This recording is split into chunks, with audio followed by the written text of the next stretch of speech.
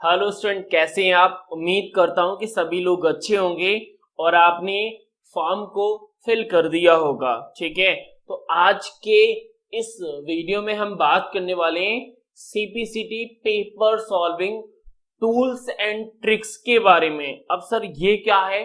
देखो, ये आपका जब आप सीपी, क्योंकि आपको भी पता है और आप बहुत अच्छे से जानते हैं कि जब हम किसी एग्जाम की तैयारी करते हैं तो उस एग्जाम में सबसे ज्यादा रोल रहता है पीवाई क्यूज का, यानी प्रीवियस पेपर्स का। लेकिन अगर आपको प्रीवियस पेपर सॉल्व करने का तरीका पता हो तो आपके लिए जर्नी बहुत आसान हो जाती है। अगर मैं सीपीसीटी की बात करूं तो सीपीसीटी में लगभग 170 के लगभग पेपर हैं।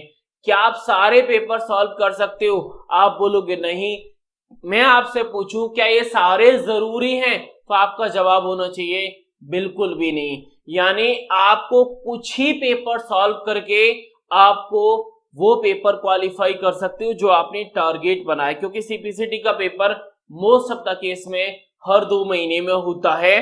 तो आज के इस वीडियो में हम बात करेंगे कि पेपर कितना भी कठिन क्यों ना हो, फिर भी 100% पास की गारंटी है। अब ये गारंटी क्यों है? आप सभी को पता है कि जब भी मैं कितने भी कोई वीडियो लेके आया हूं, बहुत सारे वीडियोस मैंने ऑन डिमांड बनाए हुए हैं, चाहे तो वो सीपीसीटी पेपर का सच हो, सीपीसीटी पेपर निकालना आसान हो, सीपीसीटी का पेपर इजी कैसे करना है, पैटर्न कैसे समझना है, ऐसे मैंने कुछ वीडियोस बनाए हैं आपके डिमांड पर। तो ये वीडियो भी आपकी डिमांड पर है और इस वीडियो में सिर्फ और सिर्फ आपको एक ही टास्क करना होगा और उसी टास्क के आपके पेपर क्वालिफाई हो जाएगा। लेकिन बातें हवा में नहीं होंगी, प्रूफ के साथ मैं आपको दिखाऊंगा कि क्यों वो मैंडेटरी टास्क है जो आपको करना है और करके खुद ब खुद आप पता कर सकते हैं कि पेपर क्वालिफाई होगा कि नहीं होगा। ये 100% आपके ऊपर डिपेंड करेगा कि अगर आप टास्क करेंगे तो 100% क्वालिफाई हो जाएगा। लेकिन आपको एक चीज समझना होगा कि हमें जाना कहां पर है और हमारे पास क्या है, हम कहां पर हैं, यानी हमें चाहिए क्या और हमारे पास क्या एक्सेसरीज हैं। अगर आप इस चीज को भली भांति समझ जाते हैं तो ये पेपर आपके लिए बहुत आसान हो जाएगा। और ये ट्रिक्स ऐसी है कि आप किसी भी एग्जाम की आप तैयारी कर रहे हो उसमें आप अप्लाई कर सकते हैं। चलिए, तो वीडियो स्टार्ट करने से पहले जो स्टूडेंट सीपीसीटी सितंबर या फिर कोई भी एग्जाम अगर आपका सीपीसीटी का है तो ये वीडियो स्टूडेंट बाद में भी देखेंगे। तो हमारा बैच है, बैच का जो डिटेल है वीडियो के डिस्क्रिप्शन में आपको मिल जाएगा। आप उसे इनरोल कर अपने बैच के लिए एग्जाम ओरिएंटेड कंटेंट रिसीव कर सकते हैं या फिर रिक्वायर्ड है उसी आधार पे ये बैच चलता है। ठीक है, वीडियो के डिस्क्रिप्शन में कंप्लीट डिटेल मिल जाएगा या फिर मैं अपना नंबर दे दूंगा स्क्रीन पर, वहां से आप क्वेरी और विजिट कर लेना। चलिए, तो एक ऐसा टास्क यानी CPCT exam 100% qualify do one task, यानी सिर्फ और सिर्फ एक टास्क कर लीजिए और पेपर आपका क्वालिफाई की गारंटी मेरी है। आप इस टास्क को करके जाना, पेपर में आप बैठोगे, रिजल्ट आपके पास होगा, मैं भी कहीं नहीं जा रहा। आप मुझे बताना कि सर आपने जैसे जैसे बताया वैसे किया फिर भी नहीं निकला, तो ये टास्क आपको करना है, पेपर क्वालिफाई मुझ पर छोड़ दीजिए। अब ये टास्क एक्चुअली में है क्या? ये टास्क करने के लिए हमें कोई भी पेपर आप उठा लो, कोई भी पेपर जो भी आपका रिसेंटली एग्जाम हुआ हो। जैसे आप अगर सितंबर एग्जाम देना चाहती हैं तो अभी जुलाई 2023 में एग्जाम हुआ है। अगर आप नवंबर एग्जाम देना चाहती हैं तो सितंबर में एग्जाम हुआ है, आप उसे देख लो। यानी आपका जो टारगेट मंथ है उससे पहले जो एग्जाम हुआ है उसी पेपर को आप एज ए एग्जाम्पल ले सकते हैं।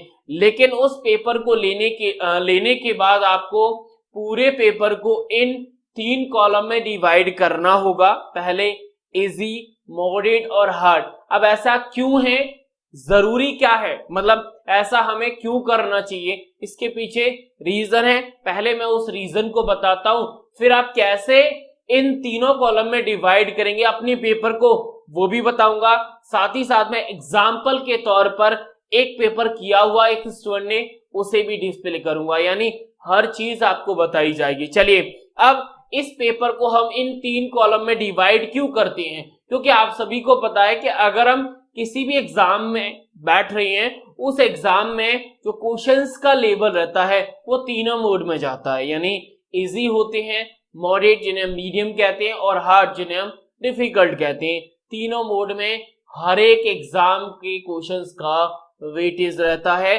चाहे कोई भी सब्जेक्ट हो, कोई भी सब्जेक्ट आप अपने हिसाब से एग्जाम को टारगेट कर सकते हैं, लेकिन हमें इस टास्क को मैंडेटरी समझना होगा। मैंडेटरी क्यों? क्योंकि जरूरी है।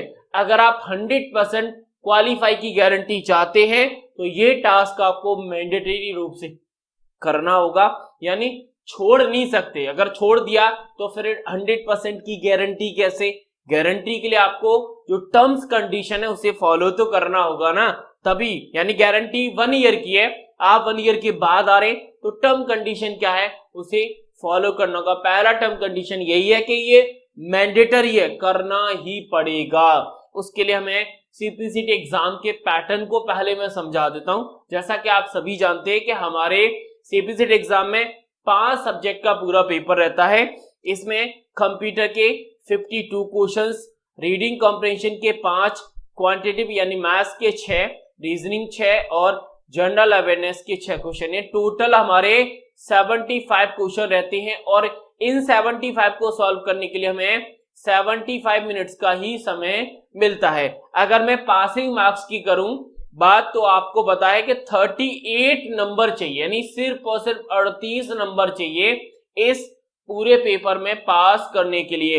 मुझे पता है कि जितने भी स्टूडेंट इस वीडियो को देख रहे हैं उसमें ज्यादातर स्टूडेंट ये चाहते हैं कि सर हमें आप पास करा दीजिए, बाकी आप हमें ज्यादा नंबर नहीं चाहिए। लेकिन कुछ स्टूडेंट ऐसे भी हैं जिन्हें हाईएस्ट स्कोरर भी बनना है, मैं उस केस में भी जाऊंगा, लेकिन ज्यादा प्रायोरिटी रहेगी मेरी क्वालिफाइंग नेचर, यानी आपको 100% कैसे पास की गारंटी दूंगा, उस बात की चर्चा करते हैं। मैंने सीपीसीटी एग्जाम पैटर्न को और आसान कर दिया। कैसे? यानी आपके पेपर को मैंने क्वेश्चंस के लेवल के आधार पर कैटेगराइज कर दिया। कैसे? अगर आप कंप्यूटर की बात करें तो 52 में से 21 क्वेश्चन यानी 21 आसान आते हैं, 21 मॉडरेट और 10 क्वेश्चन हार्ड रहते हैं। कैसे? कठिन। अगर आप रीडिंग कॉम्प्रिहेंशन, तो रीडिंग कॉम्प्रिहेंशन का तो लेवल जस्ट पेपर डिपेंड करता है। वैसे मेरे हिसाब से अगर आप हिंदी में फॉलो करेंगे तो जस्ट लाइक स्टोरी होती है, और मोस्ट ऑफ द केस में 4 से 5 नंबर हर एक स्टूडेंट ले आता है अगर आप 100 दिमाग से पढ़ेंगे। आगे जाएं तो मैथ्स, रीजनिंग, जनरल अवेयरनेस, तीनों की अगर हम कंबाइंड बात करें तो तीनों में 2-2 क्वेश्चन इजी, 2 क्वेश्चन मॉडरेट और 2 क्वेश्चन हार्ड रहते हैं। यानी आसान 2, कठिन 2 और मीडियम लेवल के 2 रहते हैं, चाहे मैथ्स में जाओ, रीजनिंग में जाओ और आप जीए में जाओ। यहां से अगर मैं ओवरऑल इजी क्वेश्चंस की बात करूं तो 27 क्वेश्चन आसान होते हैं, 27 क्वेश्चन हमारे मीडियम यानी मॉडरेट लेवल के रहते हैं, सिर्फ और सिर्फ 16 क्वेश्चन हार्ड रहते हैं। लेकिन प्रॉब्लम पता है हमारी क्या है? हम इन 16 क्वेश्चन में ही अपना समय स्पेंड कर देते हैं, पूरा का समय। अगर मैं इसे और समराइज करूं तो जैसा कि आप सभी को पता है कि अगर मैं 27 और 27 को ऐड करूं तो 54 हो रहे हैं, और 5 नंबर रीडिंग कॉम्प्रिहेंशन के ऐड करूं तो 59 हो रहे हैं। जबकि मुझे नंबर कितने चाहिए? सर सिर्फ और सिर्फ 38 नंबर चाहिए। यानी सच्चाई ये है कि 59 में से 38 नंबर आपके लिए बहुत आसान है। क्यों? क्योंकि इजी है, मॉडरेट। हार्ड क्वेश्चन को तो मैंने छोड़ ही दिया है। क्यों? क्योंकि जिन स्टूडेंट को क्वालिफाई, सिर्फ और सिर्फ क्वालिफाई होना चाहते हैं, वो हार्ड क्वेश्चन को पढ़े ना, तब भी उनका पेपर उस नंबर से क्वालिफाई किया जा सकता है जो रियल में एक अच्छा नंबर है। आपको पता है कि सीपीसीटी पेपर में 50+ जिसके नंबर है बहुत अच्छा स्कोर होता है, जबकि हमने तो हार्ड को टच भी नहीं किया, फिर भी हमारा स्कोर 59 तक जा सकता है। अब आप इन्हें कैसे ले जाओगे? ये तो जस्ट लाइक अ कैलकुलेशन है, एक एनालिसिस है जो मैंने एग्जाम के पैटर्न के आधार पर आपके लिए मतलब पेपर को डिवाइड किया है। लेकिन क्या ये रियल में यही सच्चाई रहती है कि पेपर में इजी क्वेश्चन 27 आते हैं? कभी कभी इनका नंबर अप एंड डाउन हो जाता है। अप एंड डाउन क्यों होता है, उसके पीछे रीजन ये है क्योंकि अगर जैसे किसी स्टूडेंट को अगर मैथ्स अच्छा लगता है तो वो मैथ्स के इजी क्वेश्चन मॉडरेट को इजी नहीं मानेगा, हार्ड क्वेश्चन उसके मुश्किल सा एक क्वेश्चन जाएगा। तो कभी कभी इजी मॉडरेट और हार्ड क्वेश्चन के जो नंबरिंग है ना वो अप एंड डाउन होता रहता है स्टूडेंट की एबिलिटी के अनुसार। किसी स्टूडेंट को एमएस ऑफिस नहीं आता और एग्जाम में एमएस ऑफिस के क्वेश्चन वो मोस्ट ऑफ द केस में हार्ड कैटेगरी में रखेगा तो वहां पर नंबर ऑफ क्वेश्चन हार्ड उसके इंक्रीज हो जाएंगे। लेकिन आप टेंशन न लें, एक ऐसा पैटर्न है, एक ऐसा टास्क है जो हर एक स्टूडेंट के आधार पर पेपर को क्वालिफाई करा देगा। लेकिन उसके लिए आपको टास्क करना होगा। अब अपने टास्क को इसी पैटर्न में डिवाइड करना होगा कि इजी, मॉडरेट और हार्ड में कैसे करेंगे। तो विथ एग्जांपल, जैसे अभी सितंबर एग्जाम होने वाला है तो सितंबर एग्जाम के लिए हमें जुलाई वाले पेपर को एज अ एग्जांपल लेना होगा।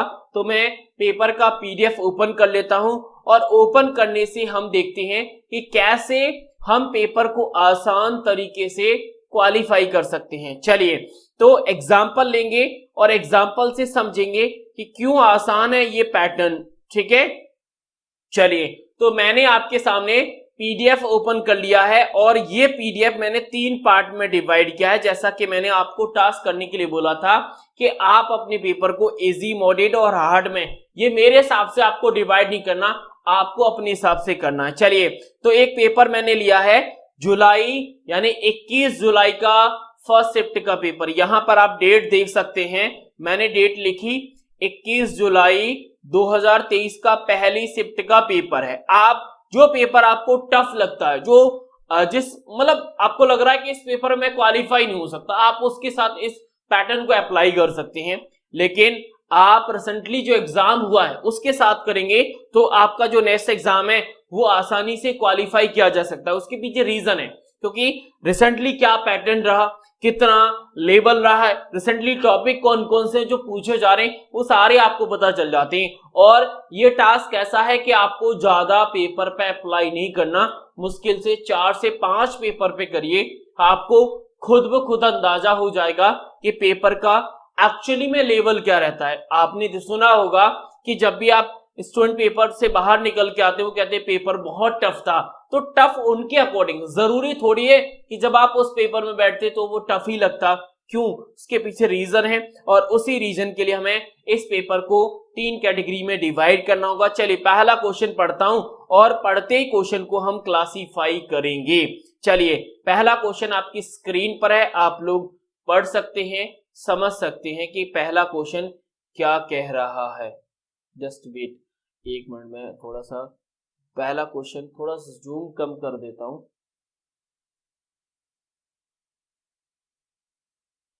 प्रॉपर क्वेश्चन दिख नहीं रहा है, थोड़ा सा क्यों दिख रहा, 1 मिनट जस्ट वेट करिएगा, वेट।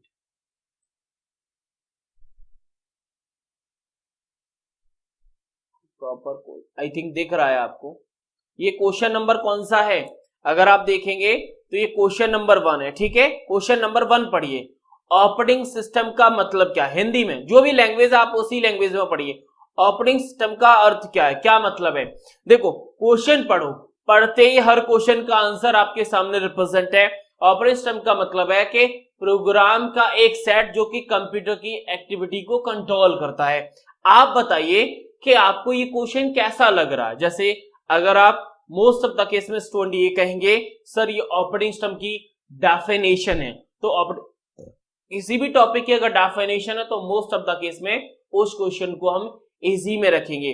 तो क्वेश्चन नंबर 1 है, क्वेश्चन नंबर 1 है वो आसान है। और 1 किस टॉपिक पर है सर, ऑपरेटिंग सिस्टम की डेफिनेशन ओएस पर है।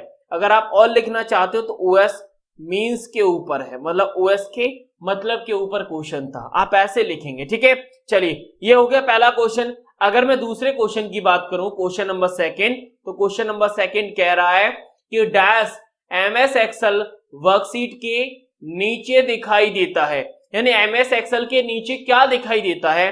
Status bar, name box, formula bar, title bar. तो आप खुद बताइए सर, ये तो आसान क्वेश्चन है। तो क्वेश्चन नंबर सेकंड अगेन आसान हो जाएगा सर। एक्सेल स्टेटस बार क्या लिखोगे? एक्सेल, ऐसे एमएस एक्सेल तो बड़ा हो जाएगा क्योंकि लिखना भी वैसे है कि आपका पूरा आ जाए। एक्सेल में स्टेटस बार पर क्वेश्चन है, क्या लिखना है? लिख लीजिए। क्यों लिखना है? देखो सेकेंड क्वेश्चन में हर क्वेश्चन के आगे उस कंसेप्ट की हिंट इसीलिए देनी है क्योंकि बाद में जब आप पेपर इसी जो मैंडेटरी टास्क है हर पेपर के हिसाब से करोगे तो उसके लिए आपको पेपर का रेफरेंस नहीं लेना होगा। ये यहां से ही पता चल जाएगा कि हमने इजी में कौन से टॉपिक के क्वेश्चन रखे हैं, मॉडरेट में कौन से रखे हैं। ठीक है, चलिए आगे हम क्वेश्चन नंबर, अगर मैं क्वेश्चन नंबर थर्ड की बात करूं, क्वेश्चन नंबर थर्ड है। क्वेश्चन नंबर थर्ड में विच directly is responsible for resources allocation in Linux, यानी लाइनेक्स में रिसोर्सेस का अलोकेशन किस डायरेक्टरी के द्वारा किया जाता है, ये क्वेश्चन है। अब ये क्वेश्चन मुझे कैसा लग रहा है ये ज्यादा डिपेंड नहीं करता, ये डिपेंड करता है कि आपको ये क्वेश्चन कैसा लग रहा है। जैसे काफी स्टूडेंट ये कहेंगे सर ये क्वेश्चन तो मुझे टफ लग रहा है, मैंने लाइनेक्स की डायरेक्टरी नहीं पढ़ी है। चलिए, तो क्वेश्चन नंबर अगर मैं थर्ड की बात करूं, अगर आपके अकॉर्डिंग, काफी स्टूडेंट इसे मॉडरेट में भी डालेंगे। ठीक है, थर्ड क्वेश्चन यहां पे लिख लो लाइनेक्स डायरेक्टरी। क्या लिखना है? लाइनेक्स डायरेक्टरी लिख दो। और ये क्वेश्चन हमारा किस में, यानी थर्ड क्वेश्चन हार्ड कैटेगरी में चला गया। काफी स्टूडेंट इसे मॉडरेट में रखेंगे जिन्होंने लाइनेक्स की डायरेक्टरी पढ़ी है, जिन्होंने नहीं पढ़ी है और जिन्हें स्टूडेंट बहुत अच्छे से पढ़ी है वो इजी में भी डालेंगे। तो आप कौन सा स्टूडेंट किस प्रकार से क्वेश्चन को कैटेगराइज कर रहा है ये जरूरी नहीं है, आप किस कैटेगरी में रख रहे हैं वो ज्यादा जरूरी है। ठीक है, चलिए इस प्रकार आगे एक आध क्वेश्चन और देख लेते हैं। जैसे यह है क्वेश्चन नंबर 4। क्वेश्चन नंबर 4 की बात करूं तो आउटपुट डिवाइस, आउटपुट डिवाइस अगर डेफिनेशन, मतलब आउटपुट डिवाइस क्या होता है, what is the output device, होती क्या है, यानी डेटा को देखने प्रिंटिंग करने के लिए। तो आप बोलोगे सर फोर्थ क्वेश्चन तो हमारा आसान है सर, ये आउटपुट डिवाइस के ऊपर है। किसके? आउटपुट डिवाइस के ऊपर क्वेश्चन है। तो जैसे आप लिख लीजिए, मतलब ये हिंट इसीलिए जरूरी है क्योंकि आपको बाद में आसानी होगी। जैसे अगर मैं बात करूं क्वेश्चन नंबर 5 की, तो क्वेश्चन नंबर 5 क्या है? डेटा सेट में फंक्शन केवा सबसे बड़ा लौटाता है, तो ये कौन सा फंक्शन है? अब एक्सेल का लार्ज फंक्शन जिन्होंने पढ़ा है वो आसान रखेगा, मॉडरेट रखेगा। ठीक है ना, मैं इस क्वेश्चन को सपोज दैट आप हार्ड में रख दो। सर लार्ज फंक्शन पूछा था, क्या पूछा था? लार्ज फंक्शन, यानी हर क्वेश्चन का वो कंसेप्ट भी लिखना है कि वो किस पर पूछा गया है। ये क्यों, अभी आपको समझ में आएगा ये क्यों मैं लिखवा रहा हूं। ठीक है, चलिए अब कोई भी क्वेश्चन मैं रेंडमली उठा लेता हूं। जैसे सपोज दैट मैंने ये क्वेश्चन उठाया, मैं कोई मॉडरेट क्वेश्चंस ले लेता हूं जिससे आपको तीनों कैटेगरी समझ में आएंगी। कोई भी क्वेश्चन आप ले लो, ये तो टफ हार्ड कैटेगरी में चला जाएगा। जैसे ये नंबर है, ये इस डेसिमल नंबर को आप बाइनरी में कन्वर्ट करना चाहते हो, डेसिमल का बाइनरी। क्वेश्चन नंबर कौन सा है? डेसिमल का बाइनरी। अब जिनको नंबर सिस्टम आता है, ध्यान से सुनना, जिन स्टूडेंट को नंबर सिस्टम आता है वो इस क्वेश्चन को किस कैटेगरी में रखेंगे? सर हम तो इजी में रखेंगे। और जिनको थोड़ा थोड़ा आता है वो इस क्वेश्चन को मॉडरेट में रखेंगे। अब जिनको नहीं आता है नंबर सिस्टम वो इस क्वेश्चन को हार्ड कैटेगरी में रखेंगे। यानी आपको हर एक क्वेश्चन का डिवाइडेशन या फिर बोला जाए हर एक क्वेश्चन का कैटेगराइजेशन आपके हिसाब से करना है कि वो क्वेश्चन आपको किस कैटेगरी में ले जाना है। सपोज दैट ये क्वेश्चन आपको मॉडरेट, जैसे 14 है, 14 नंबर सिस्टम पर है और नंबर सिस्टम में भी आपका डेसिमल से कहां जाना है? डेसिमल से बाइनरी कन्वर्जन बोला गया है। तो आपको इस प्रकार से पूरे पेपर को, ऐसा नहीं देखो अभी आप 21 की पहली शिफ्ट को रखना, मतलब 21 तारीख की पहली शिफ्ट, ये 21 तारीख की सेकंड शिफ्ट का पेपर है। हम हर एक पेपर के साथ जाएंगे, लेकिन पहले आप एक पेपर के साथ करिए। जैसे आप इस पेपर के साथ पूरा का पूरा कैटेगराइजेशन करेंगे तो फाइनली रूप से इस प्रकार से रिजल्ट आएगा। जैसे एक स्टूडेंट ने लास्ट टाइम जब हमने बोला था, जैसे जुलाई में बोला गया था, तो जुलाई से पहले मार्च या मई वाले पेपर हुए थे, तो 2 मार्च के पेपर को हमने कैटेगराइज किया। ये 2 मार्च का पेपर है। अगर आप देखेंगे तो यहाँ पर इजी क्वेश्चन है। देखो इजी क्वेश्चन में देखेंगे पहला क्वेश्चन क्या लिखा है, हो सकता है आपको दिख नहीं रहा हो, बट जब आप क्वालिटी को इंक्रीज करेंगे तो आपको प्रॉपर दिखेगा। ठीक है, चलिए अगर यहाँ पे देखेंगे तो आपका डेस्कटॉप आइकॉन है। क्वेश्चन नंबर 5 है वैक्यूम ट्यूब पर पूछा गया। क्वेश्चन नंबर 6 वर्ड प्रोसेसिंग के आधार पर। Question number 7 low level language. तो इस प्रकार से पूरा अगर आप कैटेगराइज करोगे तो कैटेगराइज करने पर इजी मॉडरेट सब में कैटेगरी हो जाएगी। फिर दूसरा ये है कि जब आप कैटेगराइज कर लो तो उसके बाद आपको टोटल लिखना है कि इजी क्वेश्चन टोटल कितने हैं। जैसे इस पेपर में टोटल इजी क्वेश्चन 26 हैं। अगर आप मॉडरेट क्वेश्चन की बात करें तो आपके कितने हैं, मतलब 17 हैं। और हार्ड क्वेश्चन आपके कितने हैं सर, आपके 9 हैं। सर ये तो कम हो रहे हैं। ये जो कैटेगराइजेशन किया है स्टूडेंट ने, ये सिर्फ और सिर्फ कंप्यूटर सेक्शन का किया। किसका, कंप्यूटर सेक्शन का। आप पूरे 75 का कर सकते हैं। और एक शॉर्ट तरीका और है पेपर को कैटेगराइज करने का। ठीक है, जैसे ये 2 तारीख की सेकेंड शिफ्ट का है। अगर आप ऐसे देखेंगे तो इसमें देखो 23 इजी है, 20 क्वेश्चन मॉडरेट है और 9 क्वेश्चन हार्ड है। ये जरूरी नहीं है कि 9 क्वेश्चन ही आए, कभी कभी 20 क्वेश्चन हार्ड हो जाएंगे, लेकिन आपको अपने हिसाब से करना है। ऐसा नहीं है कि आपके फ्रेंड ने कर दिया तो फ्रेंड ने अपने हिसाब से किया है। सॉरी। अब सबसे बड़ी बात यह है कि सर हम किसी क्वेश्चन को इजी, मॉडरेट या फिर हार्ड कैसे रखें। मतलब सिंपल पैरामीटर आप बता दो कि ये क्वेश्चन जब हार्ड होगा, जब मतलब इस कंडीशन पर इजी होगा। ये तरीका मैं आपको बता देता हूं, ध्यान से सुनना। मतलब कौन सा क्वेश्चन इजी होगा, कौन सा मॉडरेट, कौन सा हार्ड, इसके लिए आपको एक ही तरीका अपनाना है। जैसे सपोज दैट आपने क्वेश्चन पढ़ा, सपोज दैट आपने क्वेश्चन पढ़ा, पढ़ते ही आपको आंसर मिल जाए। क्या करते ही, यानी पढ़ते ही आंसर मिल जाए। यानी आपने पढ़ा और पढ़ते ही आपको आंसर पता चल गया तो वो क्वेश्चन इजी है। अगर आपने कोई क्वेश्चन पढ़ा और पढ़ने पर यानी आंसर तो आ रहा है, यानी आंसर में समय लगा।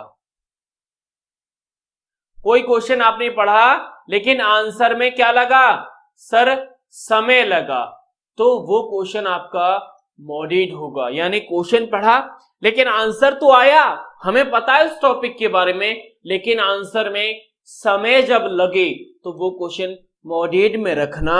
और अगर कोई क्वेश्चन आपसे नहीं हो रहा है, ध्यान से सुनना, अगर किसी क्वेश्चन का आपको आंसर नहीं आ रहा है कि हमें नहीं पता इसका आंसर क्या होगा, या फिर कोई ऐसा टॉपिक, ऐसा कंसेप्ट, ध्यान से सुनना, कोई ऐसा टॉपिक, कोई ऐसा कंसेप्ट जो आपने पढ़ा ही ना हो, तो उस कंडीशन में वो क्वेश्चन हार्ड कैटेगरी में जाएगा। कुछ आया समझ में? जैसे अगर आपको याद हो तो मैंने यहां पर लार्ज फंक्शन को रखा था हार्ड में। हो सकता है जिन स्टूडेंट ने लार्ज पढ़ा हो वो उसे मॉडरेट में रखें, वो इसी इजी में भी रख सकते हैं। लेकिन मैंने अपने स्टूडेंट को जब जुलाई का पेपर हुआ था तो ये लार्ज फंक्शन नहीं पढ़ाया था, तो मैं मानता हूं कि आपको लार्ज फंक्शन नहीं पढ़ा है, तो मैं उसी आधार पर मैंने कैटेगराइज किया। लेकिन मैंने आपको सिंपल तरीके बता दिए हैं। अगर कोई क्वेश्चन पढ़ते हैं, पढ़ते ही आपको आंसर मिला तो आप उसे इजी में रखेंगे। अगर किसी क्वेश्चन के बारे में आप जानते हैं, आंसर पता है, लेकिन समय लगेगा, तो आप मॉडरेट में रखेंगे। जबरदस्ती मत करना किसी भी क्वेश्चन के साथ। ईमानदारी से जो क्वेश्चन जिस कैटेगरी लेवल का हो उसी में रखना। मतलब नहीं है कि हमारे हार्ड क्वेश्चन ज्यादा हो रहे हैं या इजी क्वेश्चन कम हो रहे हैं, उससे हमें कोई लेना देना नहीं है। ये वो सच्चाई है जो आपको ये बता देगी कि आपके सिलेबस के हिसाब से किस टॉपिक का कितना नॉलेज आपके पास अवेलेबल है, ये इजी, मॉडरेट और हार्ड नंबर ऑफ क्वेश्चन का जो काउंटिंग है ना वो डिफाइन कर जाएगा। लेकिन उसके लिए आपको सीपीसीटी एग्जाम के पैटर्न को याद रखना, ठीक है। यानी इजी क्वेश्चन ओवरऑल अगर आप देखेंगे तो कितने होते हैं सर, अगर 52 में बात करेंगे तो 21 होते हैं, और मॉडरेट में 21 और हार्ड में हमारे पास 10 होती हैं। अगर आप 75 में देखेंगे तो 27 इजी, इसमें 27 मॉडरेट और हार्ड हमारे 16 क्वेश्चन आते हैं। वैसे आप पूरे 75 के साथ ही इस टास्क को करना। मैंने इस पैटर्न को बहुत बार स्टूडेंट को बताया है और यही प्रूफ के साथ है कि ये टास्क ही आपके लिए मैंडेटरी है और 100% क्वालिफाई की गारंटी करेगा। क्यों? जब आप इजी मॉडरेट करेंगे तो आपको खुद को पता चल जाएगा कि हमें क्वेश्चन 38 चाहिए, मतलब हमें नंबर 38 चाहिए, जबकि आप फोकस करना कि आपकी इजी और मॉडरेट में टोटल कितने हो रहे हैं। जैसे इस स्टूडेंट ने किया था, अगर आप यहाँ पे देखेंगे इजी और मॉडरेट दोनों को मिलाएं तो हमारे 43 हो रहे हैं। किसमें से?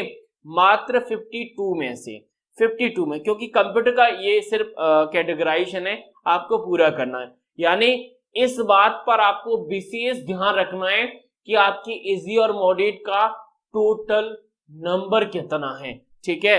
जो स्टूडेंट इस टास्क को कर लेते हैं वो मुझे अपने टास्क को, ये आप इस प्रकार से रजिस्टर में करेंगे, उसका फोटो मुझे व्हाट्सएप पर सेंड करना है। मैं देख तो लूं कितने स्टूडेंट मेरी बात मानते हैं, और फिर अगले वीडियो में जिस पेपर का, यानी अभी मैंने आपको कौन सा पेपर दिया है, यानी 21 तारीख की पहली शिफ्ट का पेपर दिया है, उसे आपको कैटेगराइज करना है, उसका फोटो मुझे भेजना है, और कल हम इसी समय पर 9:30 बजे ही हम उस पेपर का सॉल्यूशन करेंगे, और सॉल्यूशन में ये डिफाइन करेंगे कि कौन सा क्वेश्चन आपको इजी में, रियल में रखना था, मॉडरेट में रखना था, या फिर हार्ड कैटेगरी में जाता। सबसे बड़ा टास्क रहेगा कि हमारे जो क्वेश्चन या जो कॉन्सेप्ट हार्ड कैटेगरी में जाएंगे उनके साथ हमें क्या करना है, क्या उन्हें हार्ड कैटेगरी को हमें आगे पेपर के लिए पढ़ना है या फिर स्किप करना है। क्योंकि जो क्वेश्चन, जो भी जितने भी अभी तक जितने पेपर हम लोगों ने देखे हैं, हार्ड क्वेश्चन का एक हमेशा सच, काला सच रहा है कि उनको पेपर टफ बनाने के लिए रखा गया। यानी मोस्ट ऑफ द केस में कभी पेपर में हार्ड कंसेप्ट आते हैं तो उनका टारगेट रहता है कि पेपर को सिर्फ और सिर्फ हार्ड बनाया जाए, और सच्चाई ये रहती है कि पेपर हार्ड क्वेश्चन का कैटेगराइजेशन 20% से ज्यादा नहीं होता। यानी 20% ही क्वेश्चन ऐसे हैं जो हार्ड जाएंगे, बाकी इजी मॉडरेट में ही जाएंगे।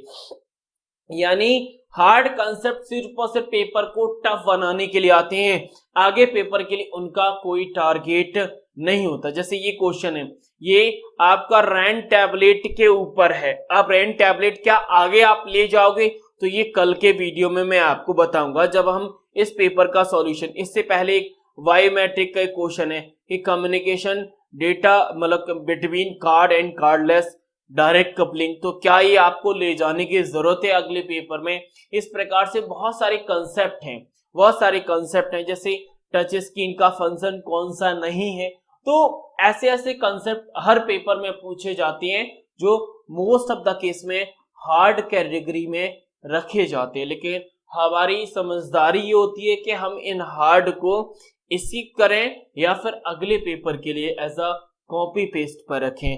तो ये तो आपको पेपर के सॉल्यूशन में ही बताया जाएगा, लेकिन उसके लिए आपको इस टास्क को करना मैंडेटरी हो जाता है। तो अभी हमने क्या देखा, यानी ओवरऑल सीपीसीटी एग्जाम के पैटर्न को समझा, और जो मैंडेटरी टास्क था आपके लिए, जो पेपर को 100% क्वालिफाई की गारंटी देता है, उस टूल्स और ट्रिक्स की कल हम बात करेंगे। अभी हमने सिर्फ और सिर्फ एक टास्क आपको बताया है, वो टास्क आपको करना है।